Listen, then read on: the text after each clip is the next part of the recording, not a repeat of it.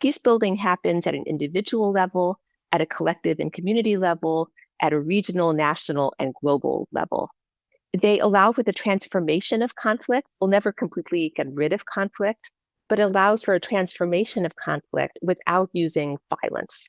It works across different fields, that there are elements of peace building that are woven into development, humanitarian assistance, law, technology. So you don't have to think about peace building as a little niche field, but woven into a much deeper tapestry. In terms of healing, if we'd had this conversation, say in 2010, we would have probably talked a lot about institutions. And there's a sense that if we get the institutions right and we get democratic voice right, that peace will follow. And there's been a very profound shift in perception since then. It's something practitioners have known for a long time, that unless we actually can heal at an individual level, at a collective level, even at a global level, we'll never be able to truly transform conflict. We'll just continue to put on Band-Aids and we'll rupture at the slightest sign of stress. So healing is integrated into all of the work that we think about in bridging divides.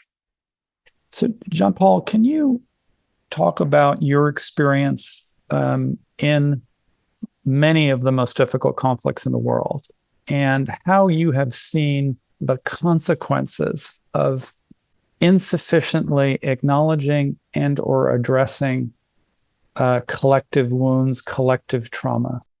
Most of my work over the decades has taken place in locations where protracted and violent conflict has been cyclical. It's repeated itself over and again over time. And if I was to take one of the markers of unacknowledged collective trauma, it is how difficult it is to get these cycles to end. And the cyclical nature of it coming back has something to do with the reality that we tend to focus quickly toward the content of the issues and the policies that have to be dealt with. But we don't fully acknowledge and recognize that present always is the nature of intergenerational trauma. People that I'm often working with were born to the conditions that their grandparents also experienced. So the narratives and the stories that they heard from prior generations, that process often means that we don't fully have the time and the space for people to delve deeply into what this carried forward across generations, both in terms of what it embodies in people, that we carry it in our body, not exclusively in our mind. But it also has to do with how the nature of combining past and present and future are not happening neatly along the line, that we can somehow let go of the past and move into imagination about the future, but that those three things are cohabiting our space at all times.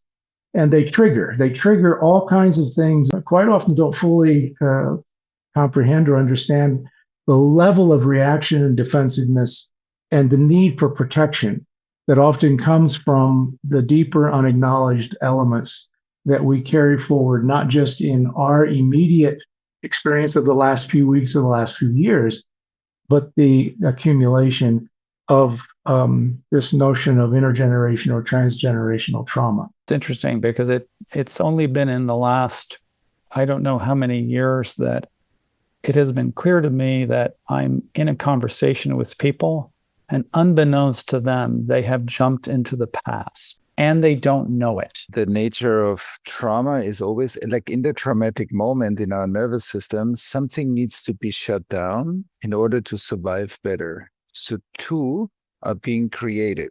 It's like suddenly you throw a stone into a window and the glass has cracks. So we are looking at the world through the cracks of our past, what happened to us.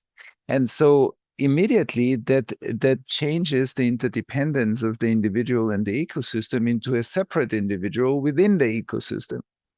And so that's what many people say, I'm on the planet versus I'm an inherent aspect of the planet. But that separation shows already how we are disconnected from nature, how we often disconnected from each other.